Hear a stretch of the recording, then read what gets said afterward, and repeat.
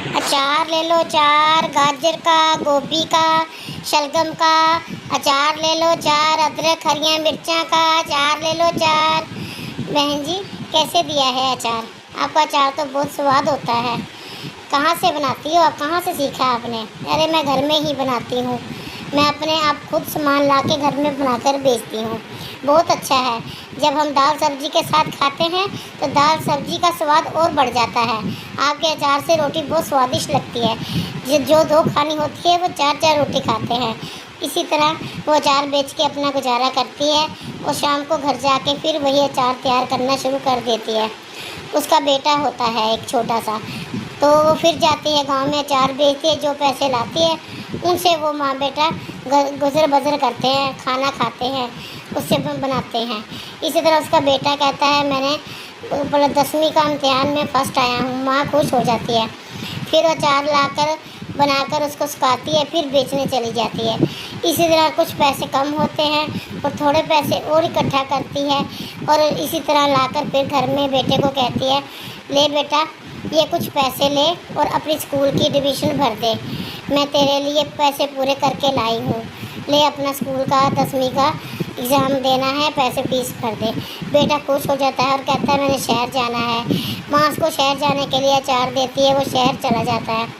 वहाँ पढ़ लिख के एक दफ्तर में नौकरी लग जाता है। वहीं पर एक लक्ष्मी नामक लड़की होती है जो उससे प्रेम करती है अंदर ही अंदर। लड़का एक दिन उसको कहता है मैं तुझसे प्रेम करता हूँ।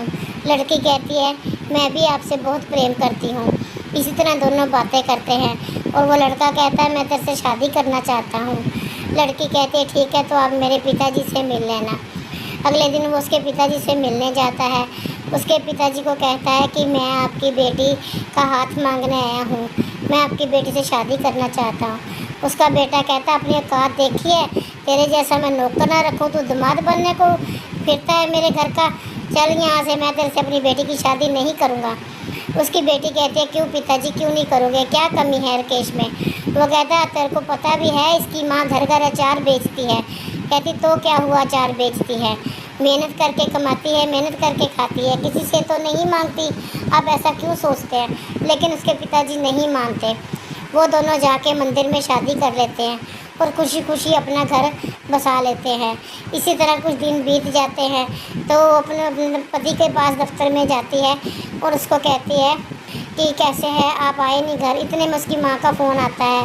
तो उसकी माँ कहती है बेटा शहर जाके तो तू मुझे भूल ही गया, क्या बात है, तो घर नहीं आया? तो वो कहता है माँ मैं आ जाऊँगा। इतना कह के वो फ़ोन रख देता है। तो उसकी पत्नी पूछती है किसका फ़ोन है? तो वो कहता है माँ का फ़ोन है। वो कहती है आपने बताया नहीं कि हमने शादी कर ली है। वो कहता है ये एक सरप्राइज़ है, उन्हें जाकर दूँगा, फ़ोन पे बताने से क्या फ़ायदा। इतना कह के वो अगले दिन गांव के लिए निकल जाते हैं। वहाँ उनकी माँ गाड़ी में अपने बेटे को उतरते देख के खुश हो जाती है और कहती है बेटा तू आ गया। इतने में दूसरा दरवाज़ा खुलता है तो उसमें से उसकी बहू भी निकल आती है बाहर। वो सोचती है लगता है इसने शहर में शादी कर ली है। वो फिर भी कुछ नहीं बोलती। बेटा पास आके माँ के पैरी हाथ लगाता है और कहता है पाँव लगो माँ जी। वो कहती है हाँ बेटा ठीक रहे। ये एक लड़की कौन है? तो कहता है ये आपकी बहू है। वो कुछ ना बोलते हुए गुस्से से अपने घर के भीतर चली जाती है और उससे बात नहीं करती। इतने में वो भी बेटा भी और बहू भी उसके पीछे पीछे चले जाते हैं। बहू कहती है लगता है माँ जी ने गुस्सा कर लिया है। कहता है कोई बात नहीं माँ जी, ये अचानक हो गया, हम आपको ठेस नहीं पहुँचाना चाहते थे, लेकिन क्या करें, बात ही कुछ ऐसे बनी कि हमने शादी कर ली। माँ कहती ठीक है, जो नसीब में लिखा है वही होगा। शाम को तीनों खाने पे बैठते हैं तो सास अपनी बहू को अचार देती है। कहती घर का बना हुआ अचार खा। तो बेटी कहती बहू कहती है अचार तो बहुत अच्छा है माँ जी, आपके हाथ में तो बहुत ज़्यादा स्वाद है, मुझे बहुत अच्छा लगा, और अचार दो। तो उसकी सास उसको और अचार देती है। कहती ले बेटी पेट भर भर के खा, ये घर का अचार है, मैंने खुद बनाया है। इसी तरह वो फिर जाता है दफ्तर तो उसकी नौकरी छूट जाती है। बहू सास से कहती है माँ जी इनका काम छूट गया है, अब कैसे गुजर बसर होगी? तो उसकी माँ कहती है जो था मैंने इसकी पढ़ाई में लगा दिया, अब मेरे पास भी ऐसा कुछ नहीं है जो मैं तुम्हें दे दूँ। मैं क्या करूँ, मुझे कुछ समझ नहीं आ रही है। मेरे पास एक फूटी कौड़ी भी नहीं है जिससे मैं खर्चा करूँ, मैंने सब इसकी पढ़ाई में लगा दिया। तो इतने में बहू अपने हाथ का कंगन उतार के अपनी सास को देती है, कहती है लो माँ, इसे बेच दो, इसे बेच के जो पैसे मिलेंगे उससे हम काम शुरू कर लेंगे। तो सास मना करती है, लेकिन बहू कहती है कोई बात नहीं, मैं भी इस घर की बहू हूँ। वो जाके सुनियार को उसको बेच के कंगन जो पैसे मिलते हैं उससे फिर अचार का काम शुरू करती हैं। इस तरह करके वो फिर अचार बनाती हैं और बेचने जाती हैं। थोड़ा स्टॉल लगाती हैं, कभी दुकानों पे बेच के आती हैं, जो पैसे मिलते हैं उनसे वो घर का खर्चा चलाती हैं। इसी तरह फिर वो अचार बना के बाज़ार लेके जाती हैं। एक दुकान पे जाती हैं तो दुकानदार खुश हो जाता है। वो कहता है तुम्हारा अचार बहुत अच्छा है, दुनिया बहुत मांगती है, मुझे ज़्यादा अचार चाहिए, कल से तुमको ज़्यादा अचार लाना पड़ेगा। तो बहू कहती है ठीक है, कल से हम जल्दी उठेंगे और ज़्यादा अचार डाल के आपको दे जाया करेंगे, ज़्यादा बना लेंगे अचार। वो अपने घर को चली जाती हैं।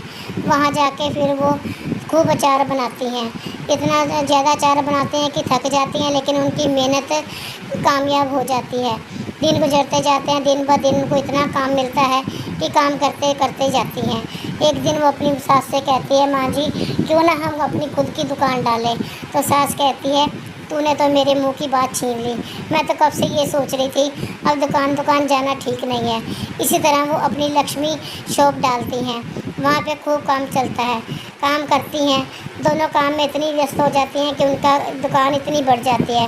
काम चलते चलते फिर काम एकदम ठप होने लगता है। तो उसकी सास कहती है काम कुछ कम हो गया है।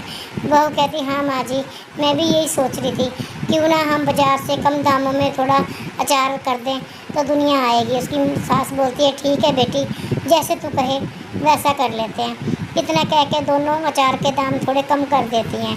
देखते देखते उनकी दुकान पे भीड़ लग जाती है और इतना माल बिकता है, रोज़ इतना अचार बेचती हैं कि उनकी दुकान का काम अच्छा चलने लगता है। फिर वो अपनी सास को कहती है माँ जी देखो, अब हमारे काम अच्छा चला है, वो दुकान को और बढ़ा लेते हैं। तो दुकान पे जो भी ग्राहक आता है वो कहता है आपका अचार इतना बढ़िया है कि हम बाहर भी कहीं भी बेचते हैं तो वो डिमांड करते हैं। फिर एक महिला भी बोलती है बहन जी अचार बहुत अच्छा है, आपने कैसे बनाना सीखा। इसी तरह एक आदमी और बोलता है मुझे अचार बहुत पसंद है, अब हमेशा आपका अचार ही बच्चे खाते हैं और कहीं से हम अचार नहीं लेके जाते। देखते ही देखते उनका काम इतना चलता है कि दुकान उनकी बहुत बड़ी हो जाती है और वो इसी तरह खुशी खुशी अपना दिन रात बसर करते हैं और काम चल जाता है। गांव में बहुत बड़ा घर बना लेते हैं और उनका काम इतना चलता है कि उनका ब्याह शादी में भी उनको ऑर्डर मिलने लगते हैं।